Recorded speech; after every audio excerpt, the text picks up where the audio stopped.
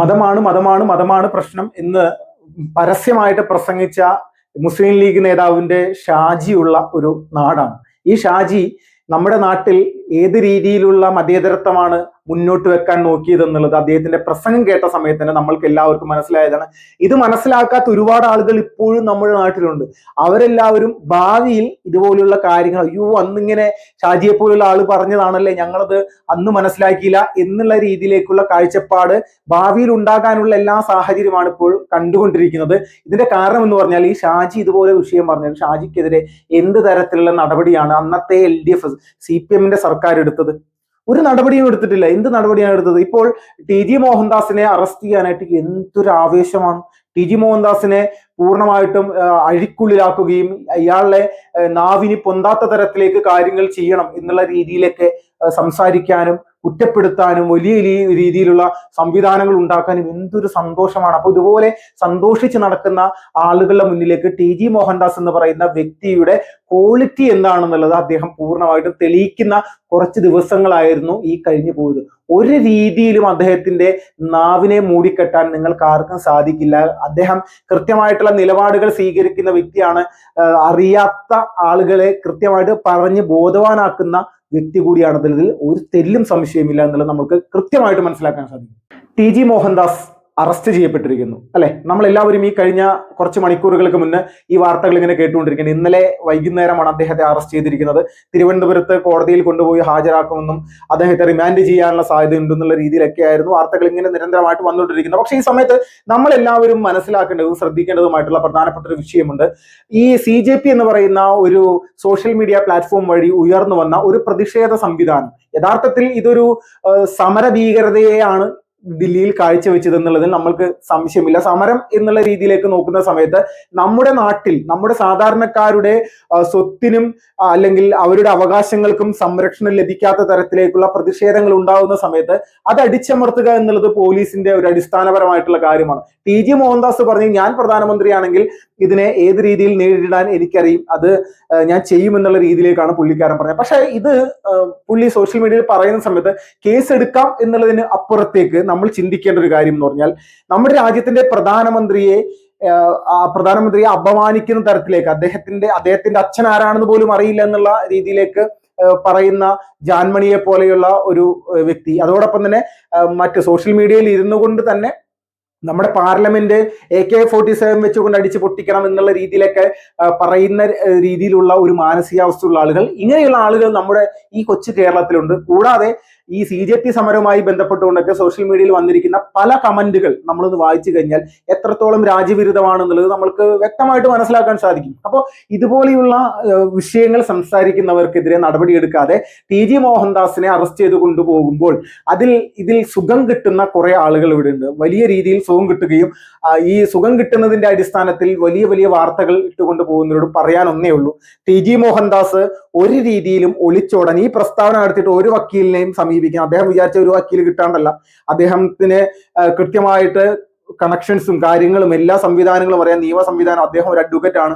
ഈ വിഷയം എടുത്തു കഴിഞ്ഞാൽ ഏത് രീതിയിൽ കോടതിയിൽ നിന്ന് ജാമ്യം എടുക്കാൻ പറ്റുമെന്നുള്ളത് അദ്ദേഹത്തിന് കൃത്യമായിട്ട്. പക്ഷെ അദ്ദേഹം എവിടെയും പോയില്ല. മട്ടാഞ്ചേരിയിലെ വീട്ടിൽ തന്നെ ഒതുങ്ങിക്കൂടി തന്നെ കൊണ്ടാവുന്ന രീതിയിലുള്ള കാര്യങ്ങളൊക്കെ ദേശീയ തലത്തിലും മറ്റു വിഷയങ്ങൾ സംസ്ഥാന തലത്തിലേക്ക് അദ്ദേഹം യൂട്യൂബ് ചാനലുകളിലൂടെ കൂടെ തന്റെ കാര്യങ്ങളെല്ലാം അദ്ദേഹം നിരന്തരമായിട്ട് പറയുന്നുണ്ട്. ഈ മട്ടാഞ്ചേരിയിലെ വീട്ടിൽ ഇരിക്കുന്ന അദ്ദേഹം ഒരു രീതിയിലും കോടതിയെ സമീപിച്ചുകൊണ്ട് മുൻകൂർ ജാമ്യം എടുക്കാനോ തനിക്ക് ആരോഗ്യ പ്രശ്നങ്ങളുണ്ട് അതുകൊണ്ട് തന്നെ അറസ്റ്റ് ചെയ്യാൻ പാടില്ല എന്നോ അല്ലെങ്കിൽ തനിക്ക് നെഞ്ചുവേദനയാണെന്നോ ശ്വാസം മുട്ടാണെന്നോ ഒന്നും പറയാനായിട്ട് ഈ ഒരു ഏകദേശം ഒരു 50 വയസ്സിന് മുകളിലേക്കുണ്ട്. 50-60 വയസ്സൊക്കെ ഇദ്ദേഹത്തിന് എങ്ങനെയും കാണണം. നമുക്കറിയാം വളരെ മെലിഞ്ഞ് ഇരിക്കുന്ന ഒരു വ്യക്തിയാണ്.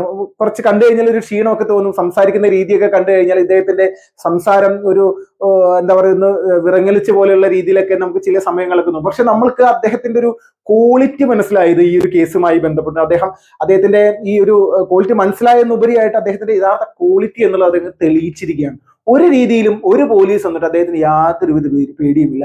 ഇരട്ടച്ചങ്ക് എന്നൊക്കെ പറയുന്നത് ഇതുപോലെ ഉള്ള ആളുകൾ തന്നെയാണ്. യഥാർത്ഥത്തിൽ അദ്ദേഹം സംഘ RSS സ്വയംസേവകനാണ്.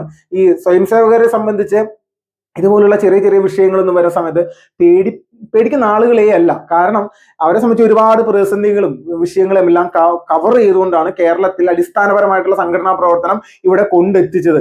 ശാഖാ പ്രവർത്തനങ്ങൾ ഒരു കാലഘട്ടത്തിൽ നമ്മുടെ കേരളത്തിൽ നടത്താനായിട്ട് സാധിക്കാത്ത രീതിയിലുള്ള വിഷയങ്ങൾ തന്നെയായിരുന്നു. അപ്പോ ഇവിടെ നമ്മുടെ ഈ കേരളത്തിൽ CPM എന്ന് പറയുന്ന രാഷ്ട്രീയ പ്രസ്ഥാനം വലിയ രീതിയിൽ തന്നെ ഈ RSSനെ പ്രതിരോധിച്ച് മുന്നോട്ട് പോകാൻ വേണ്ടി ശ്രമിക്കുന്നു എന്നാണ് അവർ നിരന്തരമായിട്ട് പറഞ്ഞത്. സഹാക്കന്മാര് പ്രധാനപ്പെട്ട കാര്യം പറച്ചിലിതാണ്. പക്ഷെ യഥാർത്ഥത്തിൽ CPMനെ പ്രതിരോധിച്ചുകൊണ്ട് തങ്ങളുടെ സംഘടനാ പ്രവർത്തനം ഈ കേരളത്തിന്റെ മണ്ണിൽ അത് എങ്ങനെ എത്തിക്കും, ഏത് രീതിയിൽ എത്തിക്കും എന്നുള്ളത് സംഘം കൃത്യമായിട്ട് ആസൂത്രണം ചെയ്ത് നടപ്പിലാക്കുമ്പോൾ അതിൽ അങ്ങനെയുള്ള സ്വയം സേവകരുടെ കൂട്ടത്തിൽ ഇന്നും പെടുത്താൻ പറ്റുന്ന ഒരു വ്യക്തി തന്നെയാണ് TG മോഹൻദാസ് എന്നുള്ളത് സംശയമില്ല. അദ്ദേഹത്തെ RSS സൈദ്ധാന്തികൻ എന്നൊക്കെ പറയും. അദ്ദേഹം ഒരു സൈദ്ധാന്തികനുമല്ല, അതേ സംബന്ധിച്ച് ഒരു സ്വയം സേവകനാണ്.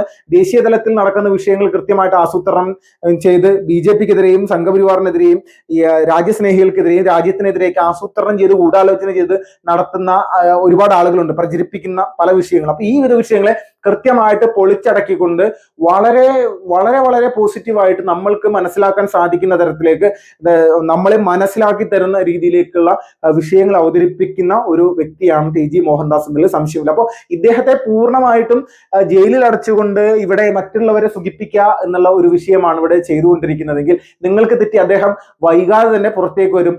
ജാമ്യം അദ്ദേഹത്തിന് അനുവദിച്ചിട്ടുണ്ടോ ഇല്ലയോ എന്നുള്ളത് ഇപ്പോഴും ഇത്രയും സമയമായിട്ട് നമ്മൾക്കത് അറിയാൻ സാധിച്ചിട്ടില്ല. എങ്ങനെയാണെങ്കിലും ഒരു കാര്യം മനസ്സിലാക്കിക്കൊള്ളുക, നമ്മുടെ നാട്ടിലെ ഈ സുഡാപ്പികളും അന്തംകമ്മികൾ അടക്കമുള്ള, ഇപ്പൊ അദ്ദേഹത്തെ കരിങ്കൊടി കാണിച്ചിട്ടുണ്ട് SFയുടെ പ്രവർത്തകർക്ക്.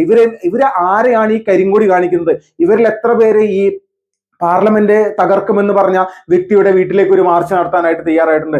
രാജ്യത്തിന്റെ പ്രധാനമന്ത്രിയുടെ അച്ഛൻ ആരാണെന്ന് പോലും അറിയില്ല എന്ന് പറഞ്ഞ് വളരെ മോശമായിട്ട് അദ്ദേഹത്തെയും അദ്ദേഹത്തിന്റെ അമ്മയെയും പോലും അപമാനിച്ച ജാൻമണിയെ പോലെയുള്ള ആളുകൾ സ്വതന്ത്രമായിട്ട് നമ്മുടെ നാട്ടിൽ പല പരിപാടികളിലും പങ്കെടുത്തുകൊണ്ട് നിരന്തരമായിട്ട് നടക്കുന്നുണ്ടല്ലോ. ഇവർക്കെതിരെ എന്ത് നടപടിയാണ് എടുത്തത്? എന്ത് കേസാണ് എടുത്തത്? ഇവർ തന്നെ വന്ന് പറയുന്നുണ്ട്, അയ്യോ മാപ്പേ, ഞങ്ങൾ പറഞ്ഞത് തെറ്റായി പോയേ, ക്ഷമിക്കണേ എന്ന് വെച്ചാൽ അവർക്കറിയാം. അവർ പറഞ്ഞിരിക്കുന്നത് നിരന്തരമായിട്ട് ഇതുപോലുള്ള വിഷയങ്ങൾ എന്താ പറയാ, നമ്മുടെ രാജ്യത്തെ പ്രധാനപ്പെട്ട പോയിന്റുകൾ കേന്ദ്രീകരിച്ചുകൊണ്ടാണ് ഇവർ പറഞ്ഞിരിക്കുന്നത്. അവരുടെ ഈ നാവിൽ നിന്ന് വരുന്ന ഈ നെഗറ്റീവായിട്ടുള്ള അസ്ത്രങ്ങൾ അത് കൃത്യമായിട്ട് നമ്മുടെ നാട്ടിലുള്ള രാജ്യസ്നേഹികൾ മനസ്സിലാക്കുന്നില്ല. പക്ഷെ ഇവർക്കെതിരെയൊന്നും നടപടി എടുക്കാനോ അവർക്കെതിരെ നിലപാട് സ്വീകരിക്കാനോ ഒരു പോലീസും തയ്യാറാവുന്നില്ല എന്നുള്ളതാണ് യാഥാർത്ഥ്യം. അപ്പോൾ ഇത് തന്നെയാണ് നമ്മുടെ നാട്ടിലുള്ള ഇരട്ടത്താപ്പ് നയം. കേരളത്തിൽ മാത്രമുള്ള ഒരു പ്രത്യേകതരം അസുഖമാണിത്. CPM ഭരിച്ചാലും കോൺഗ്രസ് ഭരിച്ചാലും രാജ്യസ്നേഹികൾക്കും അതോടൊപ്പം തന്നെ പ്രധാനമായിട്ട് ഇവിടുത്തെ രാഷ്ട്രവുമായി ബന്ധപ്പെട്ടുകൊണ്ട് കടുത്ത നിലപാടുകൾ എടുത്ത് മുന്നോട്ട് പോകുന്നവർക്കെതിരെ നടപടിയെടുക്കാൻ ഇവർക്ക് ഒരു മടിയുമില്ല. രാജ്യവിരുദ്ധത ആര് പറഞ്ഞു കഴിഞ്ഞാലും അവർക്കെതിരെ നടപടിയെടുക്കാനായിട്ട് ഇവർ തയ്യാറുമില്ല.